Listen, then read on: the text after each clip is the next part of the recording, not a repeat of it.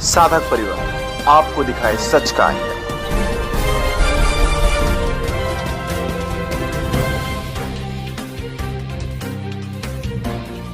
चला था honourable supreme court की 3 जजेस बेंच थी। उसमें honourable justice U Lalit, honourable justice Bela Trivedi, honourable justice Ravindra Bhat की बेंच थी। उन्होंने एक स्टेटमेंट ये भी कहा था कि every Sinner has a future. ऐसा कहते हुए उन्होंने उस डेथ कन्विक्ट की सजा को कम्यूट किया था। इस लाइन से ये केस फेमस हुआ था और उस समय बच्ची की मां ने रिव्यू पिटीशन भी डाली थी कि मेरी बेटी का भी तो फ्यूचर था, उसका क्या हुआ। लेकिन ऑनरेबल सुप्रीम कोर्ट ने कहा कि सिनर का भी फ्यूचर है, वो देखते हुए हम इसकी सजा को 20 साल करते हैं। ये न्यूज मैंने आर्टिकल पढ़ा। वहीं दूसरी तरफ मैंने न्यूज आर्टिकल पढ़ा कि आसाराम बापू है एक, वो 11 साल से जेल में बंद है, 2013 में अरेस्ट हुए हैं और अभी उनकी अपील हाईकोर्ट में पेंडिंग है और उनको अब तक एक बार भी बेल नहीं दी गई। ये दोनों आर्टिकल्स मैंने आमने सामने पढ़े। तो एक साधारण सी बात है, as an advocate also, as a human being also, आपने भी ये दोनों न्यूज इकट्ठे सुनी। इन दोनों न्यूज में कितना विरोधाभास है, कितना ज्यादा फर्क है। सो ये दोनों न्यूज जब मैंने देखी तो मैंने एक वीडियो बनाई, 1-1.5 साल पहले की बात है, यही फैक्ट को बताते हुए कि हम एडवोकेट्स भी कभी कभी कानून की पेचीदगियों को सुन के, कानून के केसेस देख कर हम खुद भी कभी कभी कंफ्यूज हो जाते हैं कि अरे ये क्या हो रहा है देश में। तो आम आदमी क्या सोचेगा, आम आदमी कैसे समझेगा। तब मैंने ये बात अपनी वीडियो में उठाई थी और उसके बाद से फिर आसाराम बापू के जो पैरोकार है वो मेरे पास में डॉक्यूमेंट्स लेकर आए। मैं उस समय पंजाब हरियाणा हाईकोर्ट में थी और वहां पे मेरा मैटर था, तो वो मुझसे स्पेशली टाइम लेकर आए कि आपने ये बात उठाई है, ये हमें भी लग रहा है कि कभी कोई इंडिपेंडेंट एडवोकेट ने बात उठाई है। क्योंकि आज तक आसाराम बापू को मैं ऐसा सिर्फ इस तरह से जानती थी कि हाँ कोई है जो कि प्रवचन करते हैं, लेकिन कभी मैंने आज तक कभी आसाराम बापू के आश्रम में कभी विजिट नहीं किया, ना मैं उनको कभी जानती थी। मेरी फैमिली इस्कॉन से जुड़ी हुई है और मैं परम पूज्य माऊली जी एक कथाकार है महाराष्ट्र में, उनको मैं उनके सत्संग में मैं जाती हूँ और इस्कॉन से मेरे मम्मी पापा जुड़े हुए। तो ऐसा आसाराम बापू से मेरा कोई लिंक नहीं था, ना कभी आज तक मैं उनके आश्रम में गई। दिल्ली में मैं रहती हूँ, वहां कभी मैं गई नहीं। लेकिन उन्होंने मुझे कहा कि आप एक बार केस पेपर्स देखिए, तो सारे केस पेपर्स वो मेरे पास लेकर आए। जोधपुर का केस है एक और एक अहमदाबाद का केस है, दोनों केस पेपर्स मेरे पास लेके आए। And you can not believe कि वो पेजेस जो केस पेपर्स थे, दे वर रनिंग इन थाउजेंड्स, 9,000 से ज्यादा पेजेस थे। बहुत मुश्किल था मेरे लिए पढ़ना, बिकॉज ऑलरेडी सुप्रीम कोर्ट में जो प्रैक्टिस करते हैं उनको टाइम तो बहुत ही मुश्किल से मिल पाता है। यहाँ भी आज मुझे बहुत रिक्वेस्ट किया सबने कि आप प्लीज टाइम निकालिए, तो मैं किसी तरह टाइम निकाल के आ पाई। तो उस समय 9,000 जब पेजेस मेरे सामने आए, मैंने पढ़ना शुरू किया।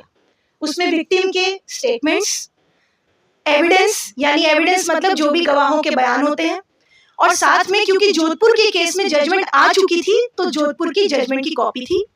अहमदाबाद की जजमेंट तब तक नहीं आई थी, 1 साल पहले की मैं बात बता रही हूँ। और सब एविडेंस के सब कागज मेरे सामने थे। And when I read those documents, I was shocked as an advocate, not as a human being. As an advocate, I was shocked. और मैं आपको यहाँ ये भी बताती हूँ कि आप किसी भी एडवोकेट जो प्रैक्टिसिंग एडवोकेट हो क्रिमिनल साइड में, अगर आप वो पेपर्स किसी ऐसे क्रिमिनल एडवोकेट को जो प्रैक्टिस करते हो ट्रायल कोर्ट में, हाई कोर्ट में, सुप्रीम कोर्ट में, आप उनको वो पेपर्स पढ़ा दीजिए, वो भी मेरी तरह ही शॉक हो जाएंगे। एक साधारण अगर हम बात करते हैं रेप केस की, तो जायज सी बात है, मैं खुद भी एक वुमेन हूँ और मैं खुद भी जब मैं इस फील्ड में आई तो ऑब्वियस ही बात है कि मैंने, आप मेरा कार्ड भी अगर देखेंगे, मेरे कार्ड पे लिखा है कि मैं पॉक्सो केसेस के लिए, विक्टिम्स के लिए फ्री ऑफ कॉस्ट फाइल करती हूँ। आप सोचिए, मैं वो एडवोकेट बात कर रही हूँ जो मैं पॉक्सो विक्टिम्स के लिए फ्री ऑफ कॉस्ट उनको हेल्प करती हूँ। और ऐसे एडवोकेट के पास जब पेपर्स आए तो मैंने जब वो पेपर्स देखे तो मुझे प्राइमा फेशी देखते ही समझ में आ गया, अरे ये कैसी स्टोरी है। क्योंकि देखो, अगर आप नेचुरली नॉर्मली अगर कोई आप केस सुनते हैं, आसाराम बापू के केस के बारे में सब लोग जानते हैं, फर्स्ट इंप्रेशन यही आता है कि रेप केस है, सजा तो होनी ही चाहिए। रेप केस का नाम सुनते हर व्यक्ति के दिमाग में आता ही है कि सजा होनी ही चाहिए, क्योंकि एक होता ही है कि एक बच्ची के साथ या एक औरत के साथ, एक महिला के साथ, ये सबसे घिनौना क्राइम है। और इवन हमारे सुप्रीम कोर्ट के जजेस ने भी कहा है कि आप किसी का मर्डर कर दो, उससे ज्यादा अगर आप किसी का रेप करते हो तो उसकी अंतरात्मा मर जाती है, ये उससे बड़ी बात है। प्राइमा फेशियल दिमाग में सबके यही आता है, लेकिन एक एडवोकेट कागज देख के बताता है। एक एडवोकेट ये नहीं देख के सुन के बताएगा कि हाँ ये रेप केस है, इसमें सजा होनी ही चाहिए। एक एडवोकेट हमेशा कागज देख के बताता है। और मैंने भी जब सारे कागज देखे तो मैं आपको बताती हूँ मैं क्यों शॉक हुई। मैंने उसमें देखा कि जो विक्टिम ने उसमें स्टोरी बताई है वो एडमिसिबल है कि नहीं, ये बात की बात है। लेकिन हमारे कानून में दो तरीके से कोर्ट में देखा जाता है कोई भी क्राइम। एक होता है एडमिसिबिलिटी, यानी ये क्राइम जो भी सब एविडेंस है ये एडमिसिबल है या नहीं है। दूसरा देखा जाता है कि क्या ये एक्सेप्टेबल है। आप समझ रहे हैं, there is difference between admissible and acceptable. Acceptable का मतलब होता है कि क्या ये पॉसिबल है कि ऐसा हो सकता है, क्या ये प्रोबेबल है कि ऐसा हो सकता है। प्रोबेबिलिटी का एंगल भी सुप्रीम कोर्ट, हाई कोर्ट और ट्रायल कोर्ट्स, हर कोर्ट ने देखना होता है। आप सिर्फ इस बात से नहीं कि एक लड़की ने कोई बात बोल दी कि मेरे साथ में ऐसा ऐसा क्राइम हुआ है, या तो उस केस में कोई आई विटनेसेस हो, या फिर ऐसा कोई मेडिकल एविडेंस हो, या फिर कोई इंजरीज बोल रही हो। लाइक मैंने आपको शुरू में जो केस बताया जिसमें 4 साल की बच्ची का मर्डर हो गया, या फिर कोई ऐसा केस जिसमें निर्भया जैसा केस हो गया, जहां पर ऐसा केस जहां पे इंजरीज अपने आप में बोल रही हैं कि बच्ची के साथ में अत्याचार हुआ है। अगर ये सारी चीजें सामने नहीं होती हैं तो क्या चीज सामने होती है, लड़की का बयान। अगर मेडिकल इंजरीज या आई विटनेसेस नहीं होते तो फिर क्या होते हैं, सर्कमस्टेंसेस। हमारी लीगल लैंग्वेज में हम बोलते हैं circumstances speak in absence of other evidences. So circumstances में नंबर 1 एक तो लड़की का स्टेटमेंट होता है। अब बाकी के सर्कमस्टेंसेस क्या बोल रहे हैं कि ये घटना हुई है कि नहीं हुई है, उसको बोलते हैं प्रोबेबिलिटी, कि क्या ये घटना प्रोबेबल भी है। अब मैं आपको वो घटना बताती हूँ जो कि लड़की ने बताई है और वो जो मैंने पढ़ी है, एविडेंस से मैं आपको बता रही। उसमें जो विक्टिम का स्टेटमेंट है, विक्टिम का ये कहना है कि मैं आसाराम बापू के छिंदवाड़ा के गुरुकुल में पढ़ती थी। और मैं बहुत शॉर्ट में बता रही हूँ आपको, लेकिन करेक्ट बता रही हूँ एज पर द डॉक्यूमेंट्स। मैं छिंदवाड़ा के गुरुकुल में पढ़ती थी और मुझे वहां की जो वार्डन है उन्होंने कहा कि तुम्हारे ऊपर भूत प्रेत का साया है, इसलिए तुम्हारी तबीयत खराब है, इसलिए तुम्हें बापू से जाकर मिलना चाहिए। इसके बाद से जो हॉस्टल की वार्डन है उन्होंने लड़की के पेरेंट्स को फोन किया कि आप आइए और बच्ची को लेकर जाइए, बापू से मिलवा लीजिएगा। पेरेंट्स आते हैं गुरुकुल, मम्मी पापा दोनों, और विक्टिम को लेकर जाते हैं पहले अपने घर शाहजहांपुर लेकर जाते हैं। उसके बाद से घर ले जाने के बाद से वो फोन करते हैं एक साधक को जिसका नाम है शिवा। उसको फोन करते हैं कि हमें बापू से मिलना है, बापू कहाँ है। शिवा ने कहा दिल्ली में जाकर मिल लो। फैमिली 4 दिन बाद दिल्ली आती है और फिर उसके बाद से दिल्ली में बापू नहीं मिलते हैं।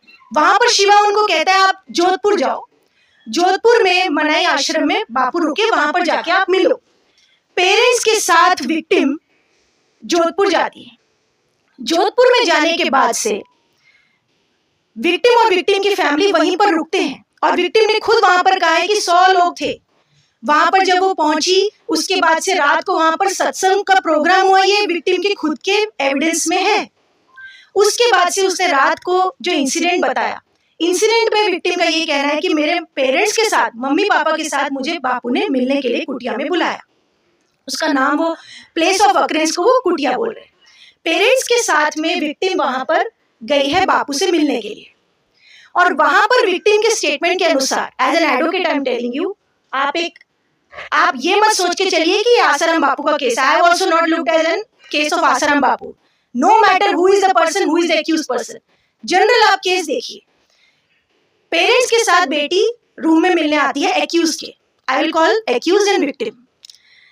पेरेंट्स के साथ जब बेटी एक्यूज से मिलने आती है तो एक्यूज कहता है कि आप मम्मी जो है वो आपकी बाहर बैठ जाए, आप अंदर आ जाओ मेरे साथ मिलने के लिए। पापा भी बाहर बैठ जाएंगे, जब उनकी इच्छा है पापा चले गए, पापा थोड़ी देर बाद चले गए। And the mother of the victim, जो विक्टिम की मदर है, वो 1.5 घंटे तक उस रूम के बाहर बैठी है। For example this is a hall, okay, अब ये तो बंद हॉल है, इसी रूम है, वहां पर एक कुटिया है, और कुटिया के इतनी बड़ी नहीं है कुटिया, वो कुटिया के बिल्कुल बाहर पे मदर बैठी है, और मदर की बेटी अंदर एक्यूज के साथ है 1.5 घंटे तक। Mother is sitting outside, mother अलग नहीं है। और उसके बाद से विक्टिम जब रूम से बाहर आती है, विक्टिम बाहर आके मदर को बोलती है चलो यहाँ से, बापू अच्छे इंसान नहीं है, ऐसा विक्टिम ने मदर को बोला।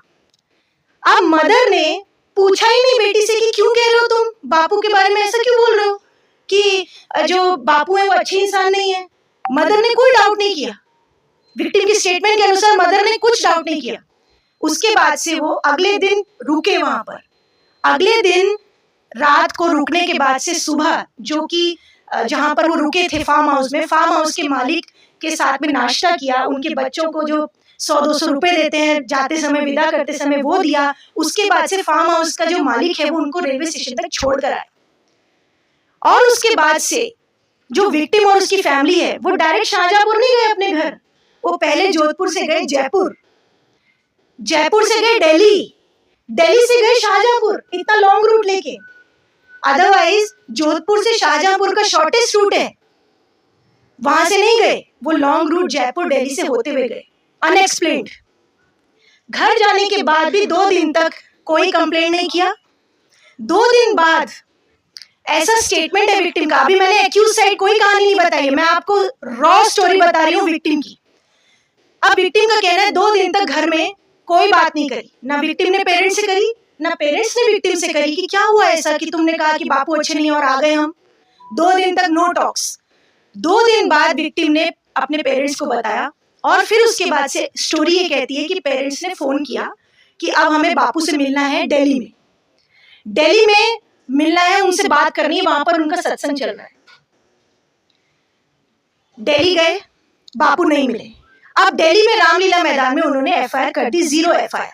Now this is the raw story. अब बहुत सारे प्रश्न आपके दिमाग में नेचुरली आए होंगे। अगर आप इस केस को, आसाराम बापू को हटा के एक नॉर्मल इंसान की तरह आप इस स्टोरी को अगर सुनेंगे कि अगर आपके कोई फ्रेंड है या आपके कोई फादरली फिगर है, उनके ऊपर ऐसे एलिगेशन होते हैं, तो आप इस स्टोरी में देखिए कहीं से भी आपको प्रोबेबिलिटी लग रही है। और इस केस में सेक्शंस क्या लगाए हैं, इस केस में सेक्शंस कोर्ट ने लगाए हैं, पुलिस ने जो लास्ट में लगाए हैं वो सेक्शंस हैं गैंगरेप के सेक्शन, नंबर 2 है ह्यूमन ट्रैफिकिंग के सेक्शन। अब इसमें ह्यूमन ट्रैफिकिंग इस तरह से दिखाया है कि बिकॉज हॉस्टल से वार्डन ने लड़की को बापू के पास भेजा, इसका मतलब ये ट्रैफिकिंग हुई है लड़की की। अब ट्रैफिकिंग का मतलब क्या होता है, एक किसी लड़की बच्ची को खरीदना बेचना for the purpose of sexual purpose, उसके लिए लड़की को बेचना। अब यहाँ पे वो लड़की ऑलरेडी उनके आश्रम में पढ़ रही है, उनके गुरुकुल में पढ़ रही है, और उनके पेरेंट्स को बुलाया गया है, पेरेंट्स बेटी को लेकर गए हैं। क्या ये ट्रैफिकिंग कहीं से भी लग रहा है? क्या ये लड़की को बेचा गया है? ह्यूमन ट्रैफिकिंग का सेक्शन कैसे हो गया? नंबर 2 गैंग रेप का सेक्शन। गैंग रेप क्या होता है कि अगर मोर देन 2 पर्सन्स किसी के साथ में अगर रेप कमिट करते हैं, that is called gang rape. अब यहाँ पे गैंग रेप बनाने के लिए जो पुलिस और कोर्ट का वर्जन है, ट्रायल कोर्ट का जो वर्जन है, ट्रायल कोर्ट ने जो कहा है वो ये कहा है कि क्योंकि इसमें बाकी लोगों ने असिस्ट किया है, वार्डन ने, वहां पर एक शिल्पी और एक शरद नाम से है जो गुरुकुल के लोग हैं, उन्होंने असिस्ट किया है, और साथ में शुरू में नाम शिवा का भी था जिसने कि भेजा था फोन करके। इन्होंने असिस्ट किया है, इसलिए असिस्ट करते हुए ये भी गैंग रेप है, क्योंकि वो रेप नहीं कर रहे लेकिन असिस्ट कर रहे हैं। अब आप बताइए कि क्या अगर कोई किसी लड़की को किसी से मिलने के लिए भेजता है, फॉर एग्जाम्पल आप अगर अपनी फ्रेंड को मिलने भेजते हैं किसी एडवोकेट के पास या किसी डॉक्टर के पास, आप बोलते हैं इस डॉक्टर के पास जाना, तुम्हें ये प्रॉब्लम है ना, इस डॉक्टर के पास चले जाना, और फिर आप डॉक्टर के पास, आपकी फ्रेंड चली जाती है, वहां पर अगर कोई particular person, whoever be the person, doctor, advocate, कोई भी बिजनेसमैन, कोई पर्सन, वहां पर उसके साथ में अगर रेप कमिट हो जाता है, तो क्या आपके ऊपर गैंग रेप की धारा लगनी चाहिए कि आपने असिस्ट किया है, आपने असिस्ट किया है, आपने अपनी फ्रेंड को भेजा है? Not probable, not acceptable at all. लेकिन यहां पर गैंग रेप का सेक्शन इसीलिए लगा है क्योंकि गुरुकुल में शिल्पी और शरद ने कहा कि आप बापू के पास मिलने लेके जाओ, और अगर किसी को रेप करना होगा, नंबर 3 पॉइंट, अगर किसी को रेप करना होगा तो क्या वो इस तरीके से इतना लंबा प्रोसीजर करेगा कि पहले वो ऐसी जगह पर बुलाएगा जहां पे ऑलरेडी 100 लोग मौजूद हैं, जहां सत्संग चल रहा है, और क्या वो माँ बाप को बोलेगा कि बेटी को लेकर आओ? आप एक जायज सी बात सोचिए कि अगर किसी के माइंड में रेप कमिट करने का इंटेंशन आया है, क्राइम में 2 चीजें होती हैं, नंबर 1 इंटेंशन सबसे पहले माइंड में आता है, देन वो क्राइम कमिट होता है। These are 2 ingredients of any crime which is called mental element then actus, यानी आपने क्या एक्ट किया। अगर किसी के माइंड में रेप कमिट करने का आया है तो क्या वो पेरेंट्स को बोलेगा कि बेटी को लेकर आओ, या वो ये चाहेगा कि ऐसी कोई परिस्थिति हो कि पेरेंट्स ना हो? आप बताइए दोनों में से क्या होगा? सेकंड चीज होगी कि नहीं? ऐसी परिस्थिति वो क्रिएट करेगा ना, अगर उसके पास इतनी पावर है कि वो परिस्थिति क्रिएट कर रहा है तो वो ऐसी परिस्थिति क्रिएट करेगा कि पेरेंट्स ना हो। Why would he call the parents along with the victim to raise the doubt? और यहां पर ऐसा हुआ है कि पेरेंट्स को बोला गया है कि पेरेंट्स बेटी को लेकर आए। नंबर 5 पॉइंट, अगर एक्यूज्ड को यानी आसाराम बापू को रेप कमिट करना होता उस लड़की, पर्टिकुलर लड़की के साथ, तो वो ऑलरेडी उनके गुरुकुल में पढ़ रही थी, ये तो फैक्ट सबको मालूम है, that is on the record statement. उनके गुरुकुल में ऑलरेडी पढ़ रही है, that means he has all दो सर्कमस्टेंसेस। उनको क्रिएट करने की जरूरत नहीं है सिचुएशन, उनके पास सिचुएशन ऑलरेडी फेवरेबल थी। लाइक अगर आपका कोई स्कूल है, आपके स्कूल में कोई है ऑलरेडी, तो आपके पास ऑलरेडी सिचुएशन है कि वहीं पर आप कर लोगे, या फिर आप इतना लंबा प्रोसीजर करोगे कि पहले पेरेंट्स को बुलाओगे ऐसी जगह पर जहां पर ऑलरेडी 100 लोग हैं, तो ये एक प्रोबेबल कहानी नहीं लगती है। नाउ 6th पॉइंट, अब यहां पर जो डिले हुआ है 4 डेज का, वो डिले अनएक्सप्लेन्ड है। कभी भी कोई इंसिडेंट के लिए अगर आप रिपोर्ट करते हैं तो ऐसा कहा गया है कि आप जितना डिले करते हैं उतना आपके ऊपर ये शक जाता है कि आपकी स्टोरी बिलीवेबल नहीं है, और वो भी ऐसे केसेस में जहां पर कि सिर्फ स्टेटमेंट ही है विक्टिम का, nothing else, no other evidence. तो ऐसे केस में 4 डेज का डिले अनएक्सप्लेन्ड है। ये रीजन अनएक्सप्लेन्ड है कि जोधपुर से वो जयपुर क्यों गई। और मैं आपको केस के फैक्ट्स बताऊं डॉक्यूमेंट्स के अनुसार, तो डिफेंस ने इसमें विटनेस भी पेश किया है जयपुर के एक वकील का, जो जयपुर का एक वकील कहता है कि जोधपुर से पहले फैमिली हमारे पास आई थी केस की बात करने के लिए कि हमें केस करना आसाराम बापू पर, हम कैसे करें। वो वहां पर सक्सेस नहीं हुए तो वापस फिर घर गए Shahjahanpur, then they went to Delhi, और दिल्ली में जाकर 0 एफआईआर करी है। और उन विक्टिम की स्टोरी के अनुसार 4 दिन तक कोई मम्मी पापा से बात नहीं हुई, लेकिन डिफेंस विटनेस एक वकील कह रहा है कि मेरे पास वो अगले ही दिन आ गए थे जयपुर में कि केस फाइल करना है, and this is being hidden by the prosecution side.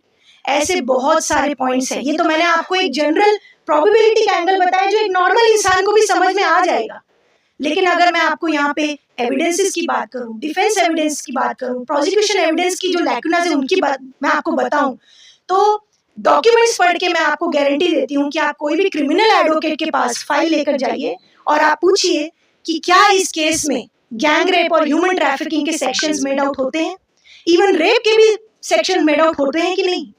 और सबसे बड़ी बात मैं आपको यहाँ पर बताऊं कि जब इनिशियली दिल्ली में 0 एफआईआर विक्टिम ने की थी, उस समय दिल्ली में उसने कहीं भी रेप वर्ड नहीं बोला था, 376 के कोई इंग्रेडिएंट्स नहीं बोले थे, and the word which she uttered, मैं आपको वर्ड भी बता देती हूँ, उसने बोला था छेड़छाड़। छेड़छाड़ वर्ड बोला था उसने, उसके स्टेटमेंट में है, मेरे पास वो डॉक्यूमेंट्स भी हैं। उसके बाद दिल्ली में ही उसका 164 का स्टेटमेंट हुआ था। 164 statement is before the magistrate, magistrate के सामने स्टेटमेंट होता है, उसमें भी उसने रेप के इंग्रेडिएंट्स नहीं बोले थे। ये सारी कहानी जो इम्प्रूव हुई थी, वो सारी कहानी हुई थी जोधपुर में जाकर improve. All thanks to DGP Ajay Lamba, जिन्होंने एक दिन पहले ही एफआईआर दिल्ली से आई नहीं थी जोधपुर तक, विक्टिम भी नहीं पहुंची थी, एक दिन पहले ही डीसीपी लांबा ने अपनी टीम के साथ जाकर मौका मुआयना कर लिया था, वहां पर वीडियोग्राफी भी कर ली थी। उनकी बुक ये साफ कहती है कि वहां पर उन्होंने वीडियोग्राफी कर ली थी। एंड नेक्स्ट डे विक्टिम का स्टेटमेंट रिकॉर्ड हुआ और उसके बाद से विक्टिम के स्टेटमेंट इतना अच्छा बन गया कि शी सेज कि मुझे ये भी याद है कि इस टेबल पर ये सामान रखा था, यहाँ पर एसी था, यहाँ पर गीजर था। लेकिन दिल्ली के किसी स्टेटमेंट में, दिल्ली में 3 स्टेटमेंट्स हुई थी, 1 before the NGO, 1 before the police, 1 before the magistrate. तीनों स्टेटमेंट्स में इतनी डिटेल स्टेटमेंट थी ही नहीं। ठीक है, डिटेल नहीं थी, कोई बात नहीं, लेकिन रेप का भी इंग्रेडिएंट्स नहीं थे, सिर्फ छेड़छाड़ था। और इस केस के बाद जब मैंने अहमदाबाद का केस देखा, अहमदाबाद का केस देखकर तो मैंने, क्योंकि ये जब डॉक्यूमेंट्स देखने के बाद मानव बुद्धदेव चैनल ने मुझे कॉल भी किया था कि मैम आपने सारे डॉक्यूमेंट्स पढ़ लिए, तो हम चैनल पे कुछ चर्चा करना चाहते हैं। वहाँ पे बहुत लोगों ने कमेंट्स में बहुत क्वेश्चंस पूछे थे, मैंने सब क्वेश्चंस के आंसर दिए थे। यहाँ पर इतना टाइम नहीं है कि मैं बता सकूं। उस समय तो मैंने बहुत डिटेल में जोधपुर केस का बताया था, अहमदाबाद केस की भी उस समय बात आई थी, तब तक कन्विक्शन नहीं हुई थी। और उस समय तो मैंने ये कहा था कि इतना फिट केस है एक्विटल का, बिकॉज अहमदाबाद में 12 साल बाद एक लड़की ने आके कहा है after 12 years। Can you imagine? आज आप यहाँ जितने लोग बैठे हैं, मोर देन 40 years तो मैक्सिमम लोगों के हो चुके।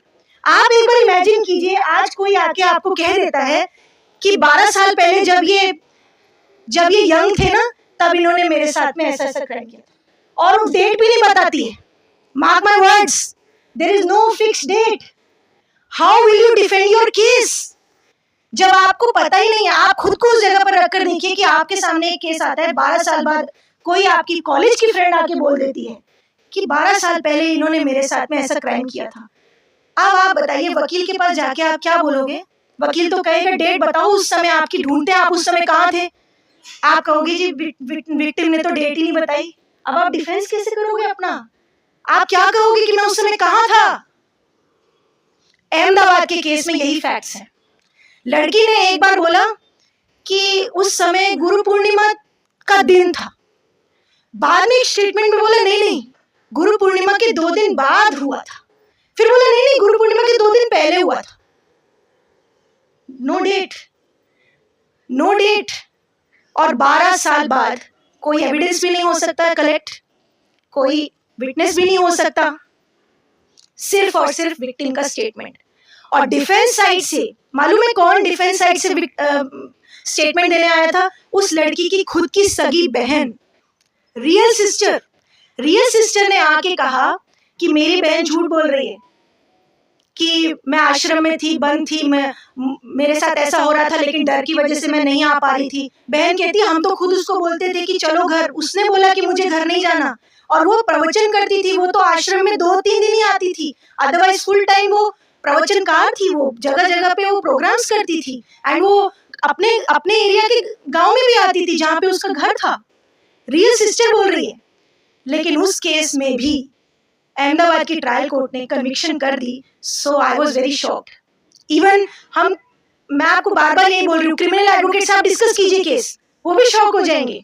और ये आने वाले समय के लिए भी अच्छी बात नहीं है, क्योंकि आने वाले समय में अगर देखो कोई एक जजमेंट होती है, नॉट विथ स्टैंडिंग दैट ये आसाराम बापू का केस है, ऐसा आप मत सोचो कि जब कभी सुप्रीम कोर्ट या हाई कोर्ट में कोई और मैटर जाएगा तब कोई ऑपोजिट वकील इस केस की नजीर देगा। You know, we present the citations before the court. हम ऐसा कहते हैं कि इस केस में ऐसा हुआ था ना, तो इस केस में भी ऐसा फॉलो करो, इस केस में ऐसा हुआ तो इस केस में फॉलो करो। तब किसी व्यक्ति के केस में यही केस फॉलो होगा और कहा जाएगा कि जी आसाराम बापू के केस में तो 12 साल का डिले पे भी कन्विक्शन हो गई थी, तो आप इनके केस में भी करो। तब क्या होगा?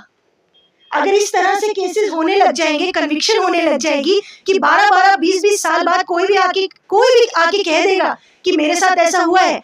अगर ऐसे केसेस में कन्विक्शन होने लगेगी तो देश में उन रियल विक्टिम्स के साथ कब न्याय होगा जिनके साथ ब्रूटल सच में रेप होता है, जिनको रेप के साथ मर्डर भी कर दिया जाता है। और इसी डिसबैलेंस को देखते हुए मैंने इंडिपेंडेंटली जब इस केस को देखा, तब मैंने ये आवाज उठाई थी कि यहाँ पर तो अन्याय हो रहा है। और आपको मालूम है अहमदाबाद के केस में ट्रायल कोर्ट ने ये कहा कि अगर ये केस एक नॉर्मल किसी व्यक्ति का होता ना, तब हम सोचते कि हाँ 12 साल बाद कैसे किसी ने कर दिया केस, लेकिन क्योंकि ये आसाराम बापू का केस है इसलिए कोई बात नहीं।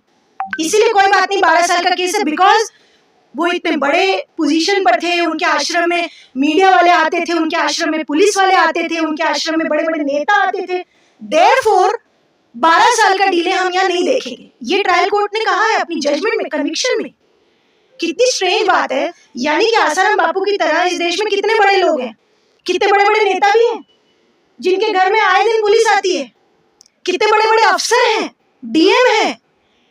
तो इसका मतलब उन सबको आज डर के रहना चाहिए।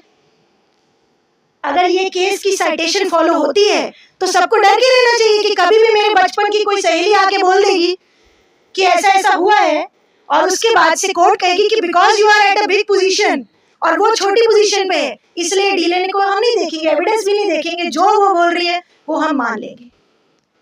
क्या ये एक्सेप्टेबल है?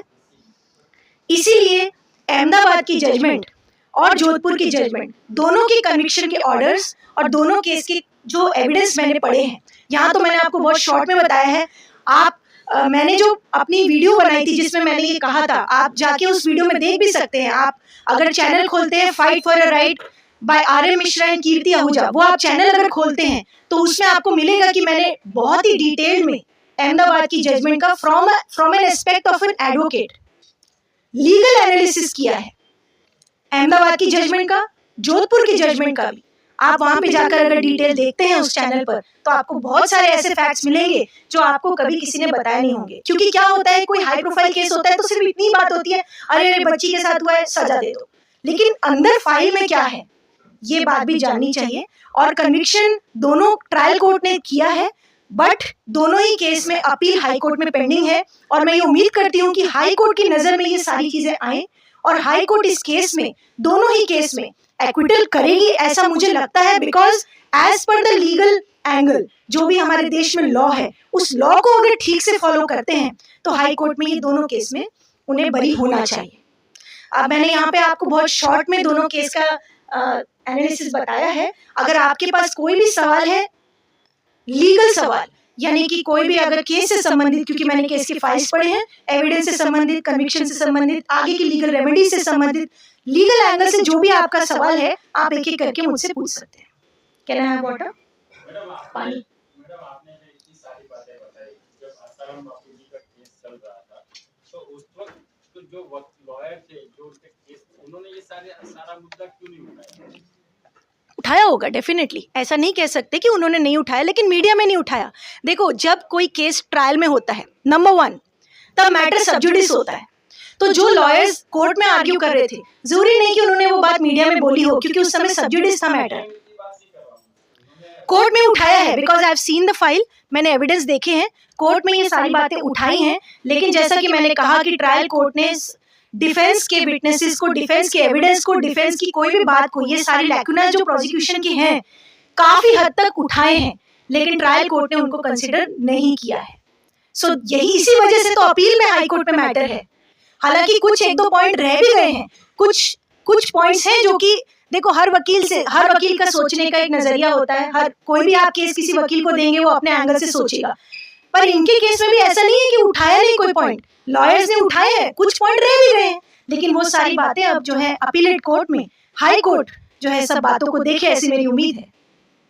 अभी जो आपने बोला, जो आश्रम सीरीज 2 में आया था, जो आपने जो बताया, वो पेरेंट्स को, लड़की को लेके गया था वो, हाँ, और आपने वो भी बताया कि एडवोकेट के पास गया था, वो डर के मारे एडवोकेट ने वो केस नहीं लिया होगा, ऐसा नहीं? अगर ऐसी बात है तो प्रोसिक्यूशन ने ये छुपाया क्यों? अगर ऐसी बात है तो प्रोसिक्यूशन ने ये बात क्यों छुपाई कि वो जयपुर गए थे? उन्होंने तो कहा कि 4 दिन तक विक्टिम ने पेरेंट्स को बताया ही नहीं है। उनकी स्टोरी तो ये कहती है। ये तो डिफेंस ने ये बात लाई कि जयपुर के एडवोकेट से मिलने गए थे। अगर ऐसा होता कि डर की वजह से वकील ने मना किया है, तो ये फैक्ट प्रोसिक्यूशन के लिए तो फेवर में था, प्रोसिक्यूशन ने क्यों नहीं उठाया? कई लोग ऐसे डर के मारे बाहर भी नहीं आए, क्योंकि हमला होगा, ऐसा होगा, ऐसा। कौन लोग नहीं बाहर आए? दूसरे जो है, सबको मालूम है कि जो हमला हुआ है, साक्षियों पे हमला क्यों हो रहा है? देखो, जो ये वाला जो मैटर है कि हमला जो हो रहा था, वो अभी तक भी इन्वेस्टिगेशन में ये साबित कहीं से नहीं हुआ है, कोई एविडेंस मेरे सामने नहीं आया है। अगर आएगा तो मैं स्टडी करती हूँ कि वो किसने करवाया था। अभी ये अनकंक्लूसिव है, वो कहीं से भी, देखो एविडेंस इस साइड से भी हो सकता है, उस साइड से भी हो सकता है, और इस तरह के आपने कई जगहों पर, आप तो खुद पत्रकार हैं, आपने देखा भी होगा कि इस तरह के बड़े केसेस में ऑपोजिट साइड भी इस तरह की चीजें करते हैं जिससे कि ऑपोजिट साइड पे नाम आ जाए। तो we can't say without any evidence, इस पे जब तक कि कंक्लूसिवनेस नहीं आती है, किसी मुद्दे पर पुलिस कोई रिपोर्ट नहीं देती है, कोर्ट कोई फैसला नहीं देती है, तब तक हम कुछ नहीं कह सकते ना कि किसने करवाया, क्यों करवाया। हाँ, मेरे ख्याल से उसमें कहीं ऐसा तो नहीं है कि जो आप बोले कि 2 दिन तक या 4 दिन तक विक्टिम से, मतलब लड़कियों से उसके पेरेंट्स ने खुद बातचीत नहीं की। कोई भी पेरेंट्स ऐसा नहीं करेगा ना। डेफिनेटली अगर हम अगले ही दिन रिटर्न हो रहे हैं तो क्या वजह है रिटर्न होने की, वो उन्हें तुरंत तो जानने की इच्छा रहेगी पेरेंट्स की। जो तो मेरे ख्याल से ह्यूमन ट्रैफिकिंग का कोई ना कोई होगा उनसे ताल्लुकात, इसलिए नहीं, सेक्शन लगा है। हाँ, सेक्शन ह्यूमन ट्रैफिकिंग क्या होता है? ह्यूमन ट्रैफिकिंग ये होता है कि आप किसी लड़की को, बच्ची को, महिला को, आप बच्चों को बेसिकली आप इधर से उठा के कहीं बेच रहे हो, तो यहाँ पर बेचने का कहाँ है एंगल, बताइए। जो पेरेंट्स लेके गए वो पूछेंगे नहीं तुरंत ऑन द स्पॉट, मेरा भी ये है। पेरेंट्स को दे दिया तो बेचने का सवाल ही खत्म। पेरेंट्स भी हैं, ऐसा नहीं भी हो सकता है। पेरेंट्स को बताया कि बच्ची जो है वो बीमार है, इसीलिए आप इनको बापूजी से मिलने ले जाओ। अब पेरेंट्स की चॉइस है, वो ना लेके जाते, वो क्यों लेके गए? हाँ, बिल्कुल उनकी चॉइस थी। तो ह्यूमन ट्रैफिकिंग क्या होती है कि आप लड़की को उठा ले गए, आप लड़की को उठा ले गए, कहीं बेच दिया। कहीं से भी लिंक कैसे हो रहा है इस मैटर से? I am not able to understand your question, because अगर पेरेंट्स को बोला कि देखो आपकी बच्ची कई दिन से बीमार है, आप इसको ले जाओ गुरुकुल से, आप अपने घर ले जाओ, और फिर जब आपको लगे आपको बापूजी से मिलवा लो। इतना ही तो कहा था, कोई फोर्स नहीं था, कोई कंपल्शन नहीं था, ना उसके पीछे कोई सर्वेलेंस लगाई थी पेरेंट्स के पीछे कहाँ जा रहे हैं, कुछ ऐसा कहीं फैक्ट नहीं आया ऐसा। जो इनके डिफेंस लॉयर में थे, उन्होंने इस सेक्शन को हटवाने के लिए कुछ ज्यादा प्रेशर नहीं किया। ट्रायल कोर्ट में बनता है क्योंकि हाई पोजीशंस के आदमी हैं, बिल्कुल उनके पास वैसी पावर्स भी थी, वैसे आउटकम आउटसोर्सेस भी थे। इनके लॉयर्स को बिल्कुल उठाया होगा, बिल्कुल उठाया है, डिफेंस लॉयर्स ने काफी सारे पॉइंट्स उठाए हैं। जजमेंट में गलत नहीं होता, लोगों की उम्मीद रहती है हाई कोर्ट सुप्रीम कोर्ट का अभी, हाँ, सुप्रीम कोर्ट का अभी जजमेंट नहीं आया है, ट्रायल कोर्ट की कन्विक्शन हुई है, अभी हाई कोर्ट में पेंडिंग है, उसके बाद सुप्रीम कोर्ट आएगा। अभी तो हाई कोर्ट में पेंडिंग है ना, सुप्रीम कोर्ट ने अभी तक कोई फाइंडिंग नहीं दी है। इवन इफ अगर 1-2 बार कोई मैटर बेल में गया भी है तो एवरी टाइम सुप्रीम कोर्ट ने ये कहा है कि हम मेरिट्स पे कुछ नहीं बोल रहे हैं। मेरिट्स का मतलब होता है केस के फैक्ट्स पर। अभी हाई कोर्ट डिसाइड करेगी कि क्या ट्रायल कोर्ट ने जो कन्विक्शन किया है वो सही है या नहीं है, अभी हाई कोर्ट में पेंडिंग है। अभी आप प्रेस से क्या उम्मीद रखी है, जो हमका यहाँ पर बुलाया है, तो प्रेस से आपकी क्या उम्मीद? देखिए, आपको ध्यान हो, बिल्कुल आपने अच्छा सवाल पूछा है। आपको याद होगा कि 13 साल पहले जब ये केस फर्स्ट टाइम आया था, तब प्रेस की क्या भूमिका थी? तब प्रेस ने अपनी भूमिका निभाई थी कि नहीं? तब प्रेस ने मैटर को हर दिन चलाया था, लेकिन तब तो कुछ कोर्ट का कोई डिसीजन भी नहीं था, कोई फैक्ट सामने थे भी नहीं, पूरी स्टोरी को पिक्चराइज, विजुलाइज करके दिखाते थे। I have seen that time, और रोज मीडिया में चलता था, रोज मीडिया में चलता था कि नहीं? तब आपको किसने बुलाया था? लेकिन तब मीडिया में प्रॉपर ट्रायल चल रहा था, साइड बाय साइड कोर्ट में ट्रायल चल रहा था, मीडिया में भी ट्रायल चल रहा था। तो आज अगर कुछ ऐसे फैक्ट्स हैं जो कि मीडिया को नहीं पता है और अब पता चल रहे हैं, तो मीडिया की क्या उस समय जो जिम्मेदारी थी, क्या आज जिम्मेदारी नहीं है? अगर उस समय मीडिया को लगा कि आसाराम बापू एक्यूज थे और उस समय उनको लगा कि विक्टिम के साथ गलत हुआ है, तो मीडिया ने अपनी जिम्मेदारी निभाई। लेकिन आज अगर मीडिया को निष्पक्षता से लगता है कि यहाँ पर आज की स्टेज में आसाराम बापू कहीं विक्टिम तो नहीं है, क्योंकि बहुत बार, कई बार ऐसे केसेस आते हैं सामने, 20 साल बाद जाके पता चलता है, हाई कोर्ट या सुप्रीम कोर्ट में जाने के बाद एक्विटल हो जाता है, 20 साल बाद तब जाके पता चलता है कि वो तो उसने कुछ क्राइम किया ही नहीं था, क्योंकि एक कोर्ट का निर्णय फाइनल नहीं होता, ट्रायल कोर्ट का। बहुत सारे केसेस हाई कोर्ट से पलट दिए जाते हैं, इवन सुप्रीम कोर्ट में जाने के बाद एक्विटल हो जाता है।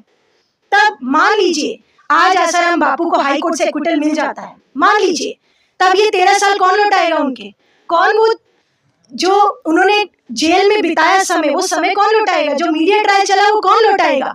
तो मीडिया की अगर उस समय जिम्मेदारी थी तो आज भी जिम्मेदारी है। आपको ध्यान होगा एक और केस उत्तर प्रदेश का, चिन्मयानंद जी का, उन पे भी रेप का केस था। क्या आप में से मालूम है किसी को कि उनको एक्विटल हो चुका है? बहुत कम लोगों को मालूम होगा, क्योंकि मीडिया एक्विटल नहीं दिखा रही है। मीडिया उस समय वो केस दिखाती है जो कि हो गया, लेकिन उसका एंड क्या हुआ वो भी मीडिया को दिखाना चाहिए।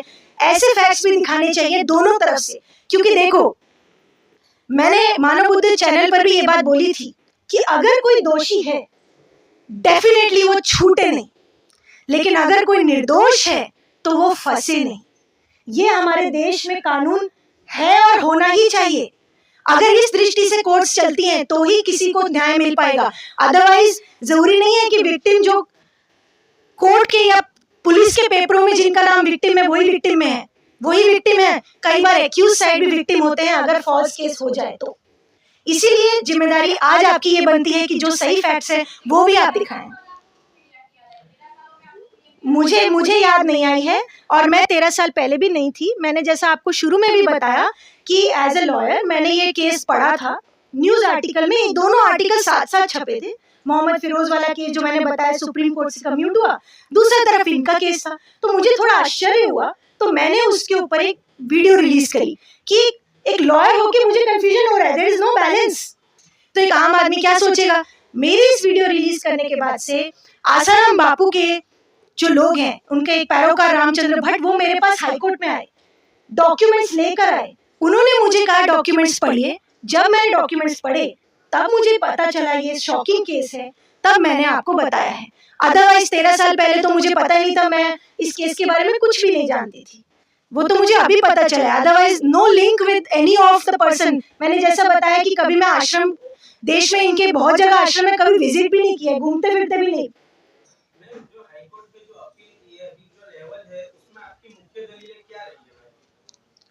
हाई कोर्ट में अपील मैंने नहीं किया है, जो वकील है उन्होंने डाला है।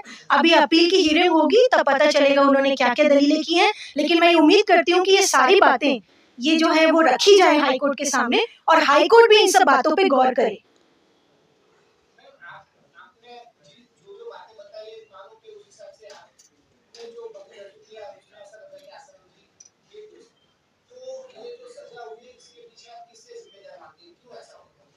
देखिए, किसी एक को जिम्मेदार नहीं कह सकते हैं आप। वैसे देखो, कानों में सुनने के लिए बहुत बातें आती है, लेकिन मैं क्योंकि लॉयर हूँ, मैं एविडेंस पे ही बात करती हूँ। हम लॉयर्स कभी भी एविडेंस से हटके नहीं बात करते, लेकिन कानों सुनने में बहुत बातें आती हैं। कुछ लोग बोलते हैं कि आश्रम के इंटरनल मैनेजमेंट का रीजन है, कुछ लोग बोलते हैं पॉलिटिकल रीजन है, कुछ बोलते हैं जुडिशरी ऐसी है। सब लोग अपनी अपनी बातें बोलते हैं। कानों की सुनी बात है, एविडेंस नहीं है कोई मेरे पास कि क्या रीजन है। लेकिन जो है वो ये फैक्ट है कि केस नहीं बनता है, किसी का भी कोई दोष नहीं कह सकते हो आप। लेकिन अगर ट्रायल कोर्ट ने कन्विक्शन दे दी है तो उसका उपाय हाई कोर्ट में है, बिकॉज बहुत सारे केसेस में ट्रायल कोर्ट कन्विक्शन कर देती है और हाई कोर्ट से एक्विटल होता है। ये आम बात है हम लॉयर्स के लिए, आम बात है हमारे लिए। बिल्कुल बिल्कुल, मैं तो यही कह रही हूँ, ट्रायल कोर्ट का डिसीजन गलत है। एंड देखो, we can not criticise the जजेस but we can criticise the judgment. We have all the right to criticise the judgment. ये हमारा राइट टू स्पीच है। अगर किसी जजमेंट में कुछ खामियां हैं तो वो हम बता सकते हैं। जैसे कि कोई भी केस सामने आता है ट्रायल कोर्ट के बाद से तो वो हाई कोर्ट में जाता ही है, ये आम बात है, इसमें कोई बड़ी।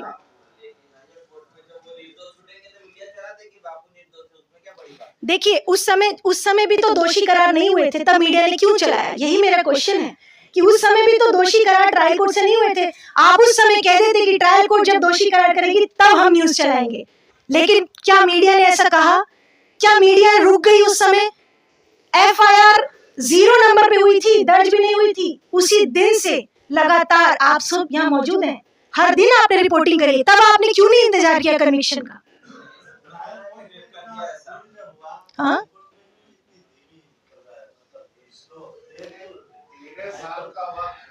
हाँ जी, कोई छोटी हस्ती नहीं है। 13 सालों में अगर सच्चे थे तो अभी तक फैसला क्यों नहीं? इतना डिले क्यों होगा? मान लो आम आदमी और छोटा आदमी हो तो कुछ कर ही नहीं सकता। बिल्कुल बिल्कुल, ये तो बात है ही, और इसीलिए ये बात आपको उठानी चाहिए। यही तो बात है, यही तो मीडिया का फायदा है और यही मीडिया की जिम्मेदारी है। जानिए देश की पल पल की खबर नीलेश ठक्कर के द्वारा आपके अपने साधक परिवार पर। साधक परिवार आपको दिखाए सच का आईना।